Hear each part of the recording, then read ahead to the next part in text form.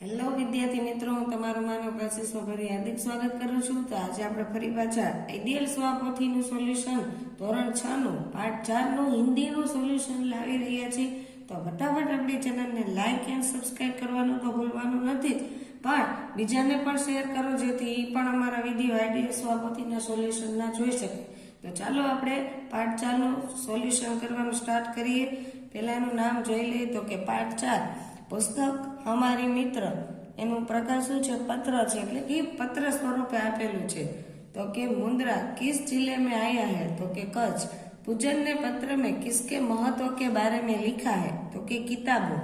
मन में ज्ञान का संचार कौन करता है? तो के किताबें। यह पत्र किसने लिखा है? तो पूजन ने। હવે એની ખાલી જગ્યા જોઈ। पहली खाली जगह है पूजन ने खाली जगह के माध्यम से मनोज को किताबों का महत्व समझाया। तो पत्र।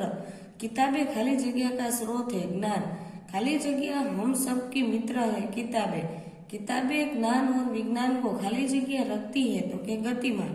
किताबें पढ़कर खाली जगह अर्जन करने की जिम्मेदारी हम सबकी है। तो के ज्ञान की।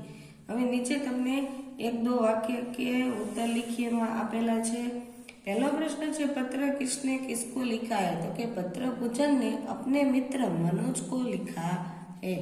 बीजो प्रश्न है पत्र किस विषय के बारे में लिखा गया है? तो के पत्र पुस्तकों के महत्व के बारे में लिखा गया है। पुस्तक की पाठशाला में कौन सा अभियान चल रहा था? तो के पूजन है। पूजन की पाठशाला में वाचे गुजरात अभियान चल रहा था। अभियान के संदर्भ में राज्य सरकार ने कौन सा सूत्र घोषित किया है? तो कि वाचे गुजरात अभियान के संदर्भ में राज्य सरकार ने भी एक सूत्र घोषित किया था, जो पुस्तक के मित्र वो मेरे भी मित्र है।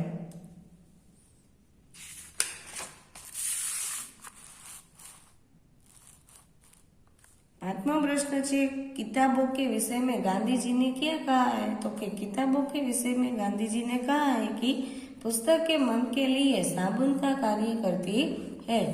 पची छे छठो प्रश्न हमारी जिज्ञासा की पूर्ति कौन करता है? तो कि हमारी जिज्ञासा की पूर्ति ज्ञान का स्रोत रूपी किताबें करती है। जन्मदिन के अवसर पर भेंट में क्या देना चाहिए? तो कि जन्मदिन के अवसर पर भेंट में किताबें देनी चाहिए। पिन कोड की शुरुआत कब हुई थी? तो कि पिन कोड की शुरुआत 15 अगस्त 1972 को हुई थी। पिन शब्द का पूरा नाम लिखिए। तो कि पिन शब्द का पूरा नाम है पोस्टल इंडेक्स नंबर। आ प्रश्न घनी वक्त एग्जाम में पूछे छे, जेथी सरखी रीतना करी लेवो। पिन कोड नंबर कितने अंकों का होता है? तो कि पिन कोड नंबर 6 अंकों का होता है। नीचे तमने 2-3 वाक्य के उत्तर आपेला है। पहलो प्रश्न जो एमां पत्र कब और कहां से लिखा गया है? तो कि पत्र 4 अगस्त 2011 को 195 उमियानगर सोसाइटी मुंद्रा जिला कच्छ से लिखा गया है। किताबें हमारे जीवन को किस प्रकार सजाती और संवारती है?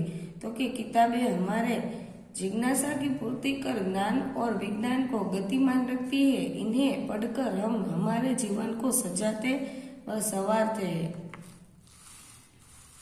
नीचे तमने प्रश्नों के उत्तर लिखिए सविस्तार। एक ज प्रश्न आपेलो छे ते जोई। किताबें हमें किसका फर्क बताती है? तो किताबें हमें नया ज्ञान देने के साथ भले बुरे का फर्क बताती है। वे मन के अज्ञान अंधकार को दूर कर ज्ञान का संचार करती है। मन का अंधकार दूर होने से ही हमें भले बुरे की पहचान होती है और हमें उनके बीच का फर्क मालूम होता है। હવે नीचे प्रश्न नंबर 6 में सूचना आपेली है पत्र भेजने के लिए आम तौर पर पोस्टर कार्ड, अंतरदेशीय पत्र या लिफाफा इस्तेमाल किया जाता है। डाकघर जाकर इनका मूल्य पता कीजिए। यह भी पता कीजिए कि इनमें क्या अंतर होता है और यहाँ लिखिए। चलो पहलू एमां जोईए अंतर शू छे। तो कि पहलू अंतर पोस्ट कार्ड। पोस्ट कार्ड खुला होता है, लिखने के लिए इनमें ज्यादा जगह नहीं होती। पची अंतरदेशीय पत्र। यह लंबे कागज जैसा होता है। इसे लिखने के बाद 3 ओर से मोड़कर बंद कर दिया जाता है। इसका उपयोग केवल हमारे देश में ही हो सकता है। પછી છે लिफाफा, इसमें पत्र सुरक्षित रहता है, अलग कागज पर पत्र लिखकर उसे मोड़कर इनमें रखा जाता है। बहनें इसका उपयोग राखी भेजने के लिए करती है। હવે છે સમાનાર્થી શબ્દ, પેલું છે સંકલ્પ તો નિશ્ચય, બીજું પુસ્તક તો કિતાબ, મિત્ર તો સખા, પુષ્પ તો ફૂલ, પરિવાર તો કુટુંબ, અવસર તો મોકા। ચલો વિરુદ્ધાર્થી શબ્દ જોઈ, જ્ઞાન તો અજ્ઞાન, અંધકાર તો પ્રકાશ, મિત્ર તો શત્રુ, આશા તો નિરાશા, नया तो पुराना, जीवन तो मृत्यु। चलो एक शब्द में लिखिए, अपने शब्द समूह में एक शब्द में लिखिए। जोई, किसी अच्छे कार्य के लिए प्रवृत्त होना तो अभियान, ज्ञान प्राप्ति करने की उत्सुकता तो जिज्ञासा, सुंदर फूलों और पत्तियों का बना गुच्छ तो के गुलदस्ता। પછી ગુજરાતી શબ્દ જોઈ, કુંજાર તો કાચીઓ, ખટબુના તો ખાટલો ભરનાર, બજાજ તો કાપડિયો, જિલ્દસાજ તો બુક બાઇડર, પંસારી તો ગાંધી, સોદાગર તો વેપારી, ઘડીસાજ તો ઘડિયાળી, હલવાઈ તો કંદોઈ, ખરાદી તો સગાડીઓ। ચાલો હવે નીચે તમને કોઈ પેરેગ્રાફ આપેલો છે, એના ઉપરથી આપણે પ્રશ્નના જવાબ જોવાના છે। तो पैराग्राफ पहला जो है આપણે, दुनिया साहसी लोगों के लिए है, कायम हमेशा सोचते रहते हैं और बैठे बैठे सपना देखा करते हैं, पर साहसी विजयी हो जाते हैं, साहस के बिना योग्यता व्यर्थ है।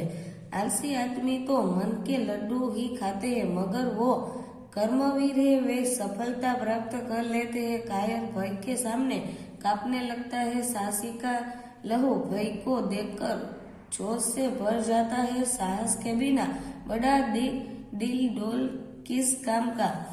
दुनिया का इतिहास साहसी पुरुषों और स्त्रियों की कहानियों से भरा पड़ा है। पहला प्रश्न में जो तो कि दुनिया कैसे लोगों के लिए है, तो कि दुनिया साहसी लोगों के लिए है। कायर क्या करते हैं, तो कि कायर हमेशा सोचते रहते हैं और बैठे बैठे सपना देखा करते हैं। जो અહીંયા જતું એવી રીતના આપણે જોઈ લખવાનું છે, અહીંયા સુધીનો છે આન્સર। ખાલી જગ્યા કે बिना योग्यता व्यर्थ है, तो जो અહીંયા છે योग्यता व्यर्थમાં શું આવશે, તો કે સાહસ।